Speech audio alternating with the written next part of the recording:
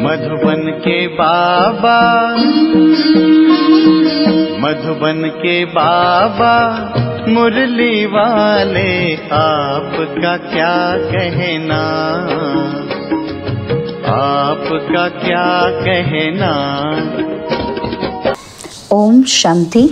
आज 28 सितंबर 2024 के साकार मधुर महावाक्य हैं। आज मीठे मीठे बाप दादा बोले, मीठे बच्चे, जब तुम नंबरवार सतोप्रधान बनेंगे तब यह नेचुरल कैलेमिटीज़ व विनाश का फोर्स बढ़ेगा और यह पुरानी दुनिया समाप्त होगी। बाबा ने कहा, मीठे बच्चे, जब तुम नंबरवार सतोप्रधान बनेंगे तब यह नेचुरल कैलेमिटीज़ व विनाश का फोर्स बढ़ेगा और यह पुरानी दुनिया समाप्त होगी। बाबा ने प्रश्न पूछा कि कौन सा पुरुषार्थ करने वालों को बाप का पूरा वर्षा प्राप्त होता है। तो उत्तर में बाबा ने कहा, पूरा वर्षा लेना है तो पहले बाप को अपना वारिस बनाओ, अर्थात जो कुछ तुम्हारे पास है वो सब बाप पर बलिहार करो। बाप को अपना बच्चा बना लो तो पूरे वर्षे के अधिकारी बन जाएंगे। और दूसरा, संपूर्ण पवित्र बनो तब पूरा वर्षा मिलेगा। संपूर्ण पवित्र नहीं तो मोचरा खाकर थोड़ी सी माना रोटी मिल जाएगी। ओम शांति। बच्चों को सिर्फ एक की याद में नहीं बैठना है, 3 की याद में बैठना है। भल एक ही है, परंतु तुम जानते हो वह बाप भी है, शिक्षक भी है, सतगुरु भी है। हम सबको वापस ले जाने आए हैं। यह नई बात तुम ही समझते हो। बच्चे जानते हैं वह जो भक्ति सिखाते हैं, शास्त्र सुनाते हैं, वह सब है मनुष्य। इनको तो मनुष्य नहीं कहेंगे ना। यह तो है निराकार। निराकार आत्माओं को बैठ पढ़ाते हैं। आत्मा शरीर द्वारा सुनती है। यह ज्ञान बुद्धि में होना चाहिए। अभी तुम बेहद के बाप की याद में बैठे हो। बेहद के बाप ने कहा है, रूहानी बच्चों, मुझे याद करो तो पाप कट जाए। यहाँ शास्त्र आदि की कोई बात नहीं। जानते हो, बाप हमको राजयोग सिखला रहे हैं। कितना भारी टीचर है। ऊंचते ऊंच तो पद भी ऊंचते ऊंच प्राप्त कराते हैं। जब तुम सतोप्रधान बन जाएंगे नंबरवार पुरुषार्थ अनुसार, तब फिर लड़ाई होगी, नेचुरल कैलेमिटीज भी होंगी। याद भी ज़रूर करना है। बुद्धि में सारा ज्ञान भी होना चाहिए। सिर्फ एक ही बार पुरुषोत्तम संगम युग पर बाप आकर समझाते हैं नई दुनिया के लिए। छोटे बच्चे भी बाप को याद करते हैं। तुम तो समझदार हो, जानते हो बाप को याद करने से विकर्म विनाश होंगे और बाप से ऊंच पद पाएंगे। यह भी जानते हो, इन लक्ष्मी नारायण ने नई दुनिया में जो पद पाया है वह शिव बाबा से ही पाया है। यह लक्ष्मी नारायण ही फिर 84 का चक्र लगाकर अभी ब्रह्मा सरस्वती बने हैं और यही फिर लक्ष्मी नारायण बनेंगे। अभी पुरुषार्थ कर रहे हैं। सृष्टि के आदि मध्य अंत का तुमको ज्ञान है। अब तुम अंधश्रद्धा से देवताओं के आगे माथा नहीं झुकाएंगे। देवताओं के आगे मनुष्य जाकर अपने को पतित सिद्ध करते हैं। कहते हैं कि आप सर्वगुण संपन्न हो और हम पापी विकारी हैं, कोई गुण नहीं। तुम जिनकी महिमा गाते थे अभी तुम स्वयं बन रहे हो। कहते हैं, बाबा यह शास्त्र आदि कब से पढ़ना शुरू हुआ है? बाप कहते हैं, जब से रावण राज्य शुरू हुआ है। ये सब है भक्ति की सामग्री। तुम जब यहाँ बैठते हो तो बुद्धि में सारा ज्ञान धारण होना चाहिए। यह संस्कार आत्मा ले जाएगी। भक्ति के संस्कार नहीं जाने हैं। भक्ति के संस्कार वाले पुरानी दुनिया में मनुष्यों के पास ही जन्म लेंगे। यह भी ज़रूर है। तुम्हारी बुद्धि में यह ज्ञान का चक्र चलना चाहिए। साथ साथ बाबा को भी याद करना है। बाबा हमारा बाप भी है। बाप को याद किया तो विकर्म विनाश होंगे। बाबा हमारा टीचर भी है तो पढ़ाई बुद्धि में आएगी और सृष्टि चक्र का ज्ञान बुद्धि में है, जिससे तुम चक्रवर्ती राजा बनेंगे। याद की यात्रा चल रही है ना। ओम शांति। भक्ति और ज्ञान। बाप को कहा जाता है ज्ञान का सागर। उनको भक्ति का सारा मालूम है कि भक्ति कब शुरू हुई, कब पूरी होगी। मनुष्यों को तो ये पता ही नहीं। बाप ही आकर मनुष्य समझाते हैं, सतयुग में तुम देवी देवता विश्व के मालिक थे। वहाँ भक्ति का नाम नहीं, एक भी मंदिर नहीं था, सब देवी देवता ही थे। पीछे जब आधी दुनिया पुरानी होती है, यानी 2500 वर्ष पूरे होते हैं, अथवा त्रेता और द्वापर का संगम होता है, तब रावण आता है। संगम तो ज़रूर चाहिए। त्रेता और द्वापर के संगम पर रावण आते हैं, जबकि देवी देवता वाम मार्ग में गिरते हैं। यह सिवाय तुम्हारे कोई नहीं जानते। बाप भी आते हैं कलयुग अंत और सतयुग आदि के संगम पर, और रावण आता है त्रेता और द्वापर के संगम पर। अब उस संगम को कल्याणकारी नहीं कहेंगे, उनको तो अकल्याणकारी ही कहेंगे। बाप का ही नाम कल्याणकारी है। द्वापर से अकल्याणकारी युग शुरू होता है। बाप तो है चैतन्य बीज रूप, उनको सारे झाड़ की नॉलेज है। वह बीज भी अगर चैतन्य हो तो समझावे। मेरे से यह झाड़ ऐसे निकलता है, परंतु जड़ होने के कारण बता नहीं सकता। हम समझ सकते हैं कि बीज डालने से पहले झाड़ छोटा सा निकलता है और फिर बड़ा हो फल देना शुरू करता है, परंतु चैतन्य ही सब कुछ बता सकते हैं। दुनिया में तो आजकल मनुष्य क्या क्या करते रहते हैं, इन्वेंशन निकालते रहते हैं, चंद्रमा में जाने की कोशिश करते हैं। ये सब बातें अभी तुम सुन रहे हो। चंद्रमा तरफ कितना ऊंचा लाखों माइल्स तक चले जाते हैं जांच करने के लिए कि देखें चंद्रमा क्या चीज़ है। समुद्र में कितना दूर तक जाते हैं, जांच करते हैं, परंतु अंत पा नहीं सकते। पानी ही पानी है। एरोप्लेन में ऊपर जाते हैं, उनको पेट्रोल इतना डालना है जो फिर वापस भी आ सके। आकाश बेहद है ना, सागर भी बेहद है। जैसे यह बेहद का ज्ञान सागर है, वह है पानी का बेहद का सागर। आकाश तत्व भी बेहद है, धरती भी बेहद है। चलते जाओ। सागर के नीचे फिर धरती है। पहाड़ी किस पर खड़ी है? धरती पर। और फिर धरती को खोदते हैं तो पहाड़ निकल आता, उसके नीचे फिर पानी भी निकल आता है। तो सागर भी धरनी पर है, उसका कोई अंत नहीं पा सकते हैं कि कहाँ तक पानी है और कहाँ तक धरती है। परमपिता परमात्मा जो बेहद का बाप है, उनके लिए बेअंत नहीं कहेंगे। मनुष्य भल कहते हैं ईश्वर बेअंत है, माया भी बेअंत है, परंतु तुम समझते हो ईश्वर तो बेअंत हो ही नहीं सकता। बाकी यह आकाश बेअंत है। यह 5 तत्व हैं, आकाश, वायु, जल, अग्नि, है ना। तो ये 5 तत्व तमो प्रधान बन जाते हैं। आत्मा भी तमो प्रधान बनती है और फिर बाप आकर सतो प्रधान बनाते हैं। कितनी छोटी आत्मा है, 84 जन्म भोगती है। यह चक्र फिरता ही रहता है। यह अनादि नाटक है, इनका अंत नहीं होता। यह परंपरा से चला आता है। कब से शुरू हुआ यह कहें तो फिर अंत भी हो। बाकी ये बात समझानी है कि कब से नई दुनिया शुरू होती है, फिर पुरानी होती है। यह 5000 वर्ष का चक्र है जो फिरता ही रहता है। अभी तुम जानते हो, बाकी उन्होंने तो धुक्का लगा दिया है, माना गपोड़ा लगा दिया है। शास्त्रों में लिखा है कि सतयुग की आयु इतने लाखों वर्ष है, तो मनुष्य सुनते सुनते उनको ही सच समझ लेते हैं।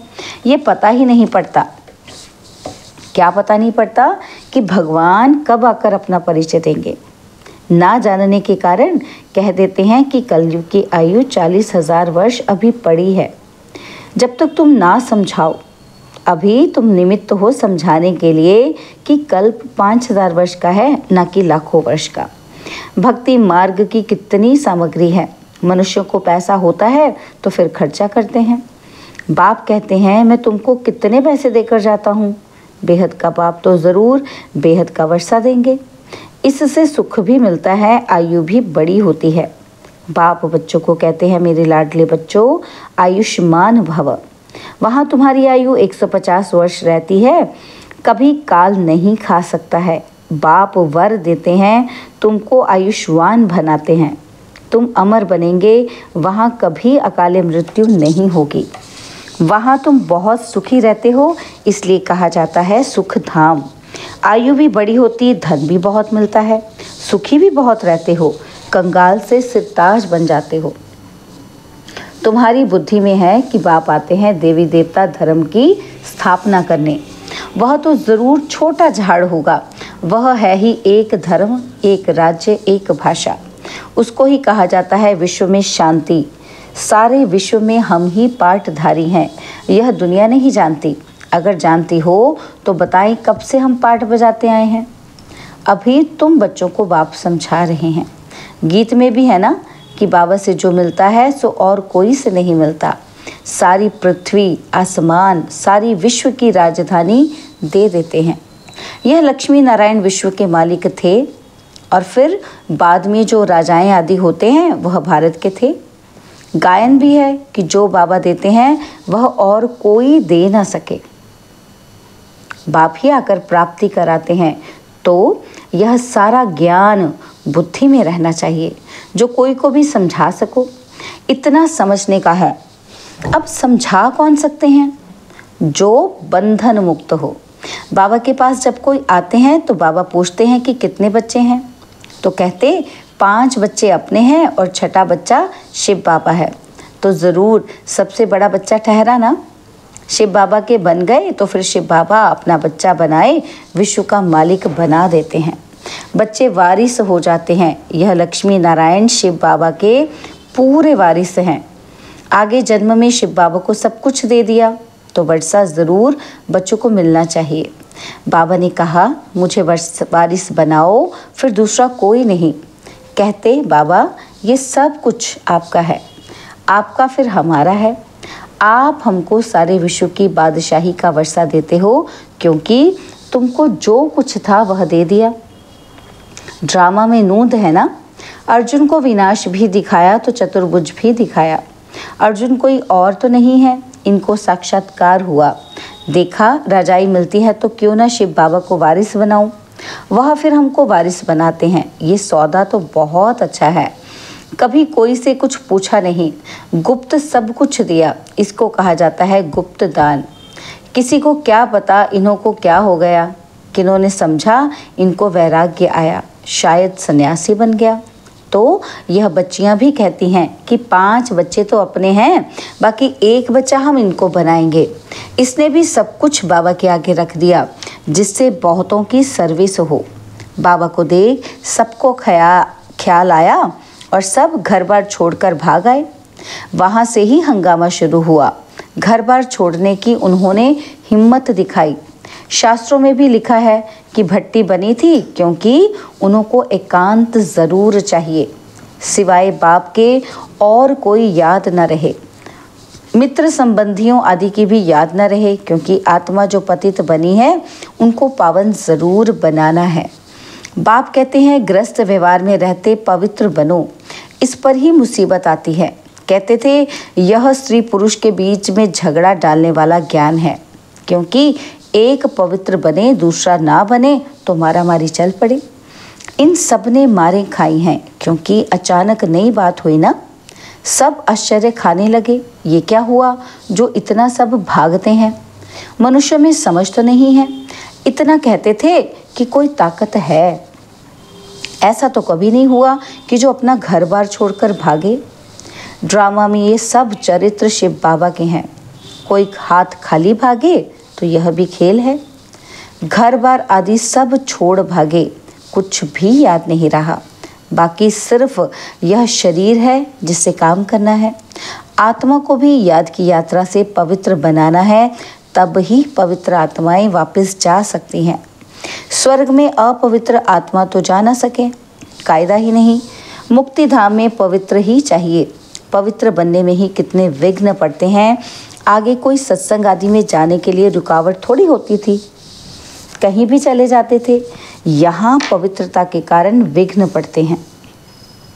यह तो समझते हैं कि पवित्र बनने बिगर वापस घर जा ही ना सके। धर्मराज द्वारा मोचरे खाने पड़ेंगे और फिर थोड़ी मानी मिलेगी। मोचरा नहीं खाएंगे तो पद भी अच्छा मिलेगा। यह समझ की बात है। बाप कहते हैं मीठे बच्चों, तुमको हमारे पास आना है। यह पुराना शरीर छोड़ पवित्र आत्मा बनाना है। और फिर जब 5 तत्व सतो प्रधान नए हो जाएंगे तब तुमको शरीर नए सतो प्रधान मिलेंगे, सारे उथल पथल हो नए बन जाएंगे।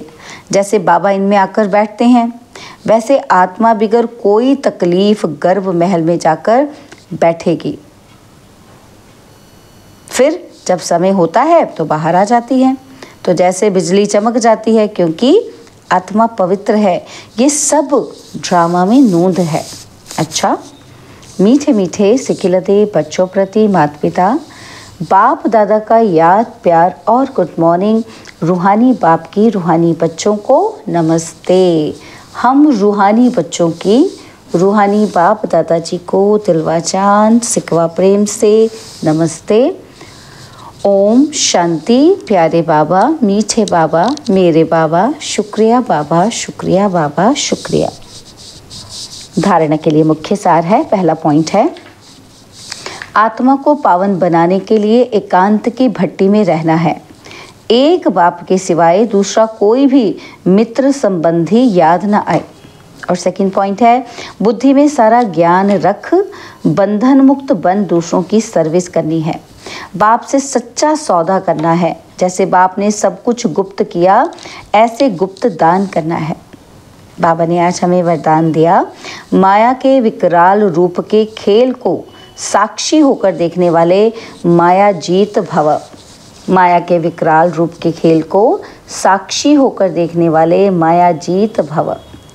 माया को वेलकम करने वाले उसके विकराल रूप को देखकर घबराते नहीं।